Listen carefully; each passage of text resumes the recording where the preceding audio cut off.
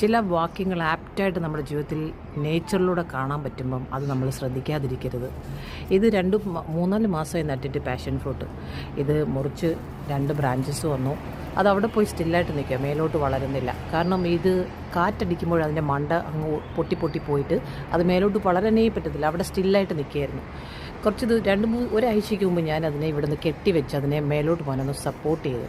അപ്പോൾ ഉൽപ്പത്തി പുസ്തകം 49-ാം അധ്യായത്തിൻ്റെ 28-ാം വാക്യത്തിൽ ജോസഫ് ഫലപ്രദമായൊരു വൃക്ഷം നീരുറവയുടെ അടുത്താണ് നട്ടിരിക്കുന്നത്. അത് വളരാനുള്ളതാണ്, അതിനാണ് നട്ടിരിക്കുന്നത്. പക്ഷേ അതിനെ മതിലുകൾ തടസ്സപ്പെടുത്തി. ഈ മതിലുകളൊന്നും അതിൻ്റെ റൂട്ടിൽ ലഭിക്കുന്ന ആ വെള്ളം കൊണ്ട്, ആ ഊർജം കൊണ്ട് അത് വളരെ നിശ്ചയമേ. നോക്കിക്കേ എത്രമാത്രം. രാവിലെ ഞാനിവിടെ നോക്കുമ്പോൾ വളരെ ബ്യൂട്ടിഫുള്ളായിട്ട് അതിൻ്റെ ബ്രാഞ്ചസ് മേലോട്ട് വളരാൻ തുടങ്ങി. എത്ര രസം അത് കാണാനായിട്ട്, എത്ര സന്തോഷം.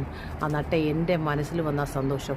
എത്ര മതിലുകൾ നിന്നെ തടസ്സപ്പെടുത്തിയാലും, നിൻ്റെ സഹോദരങ്ങളാൽ നീ റിജക്റ്റ് ചെയ്യപ്പെട്ടാലും, അവർ നിന്നെ വിറ്റാലും, നിന്നെ മാറ്റി നടന്നാലും, നിന്നെ റിജക്റ്റ് ചെയ്താലും, നീ കാരാഗ്രഹത്തിൽ അടയ്ക്കപ്പെട്ടാലും, അവിടെ നിന്ന് നിന്നെ പുറത്തു കൊണ്ടുവരുവാൻ, നിന്നെ ഫ്രൂട്ട്ഫുള്ളാക്കാൻ ശക്തനായൊരു ദൈവമുണ്ട്. ഹല്ലേലൂയ.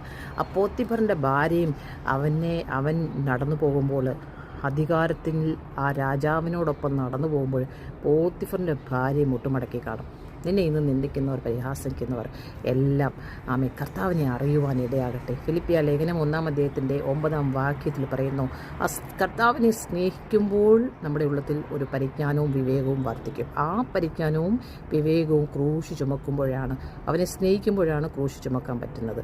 അവരെയാണ് കർത്താവ് സ്നേഹിക്കുക. അപ്പോൾ നമ്മുടെ ജീവിതത്തിൽ ഫലമുണ്ടാകട്ടെ, ഫ്രൂട്ട് ഉണ്ടാകട്ടെ.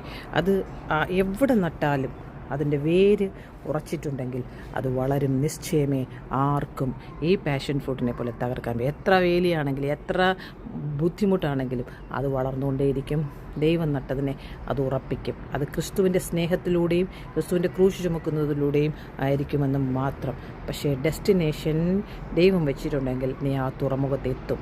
ആമേൻ. No one can stop U.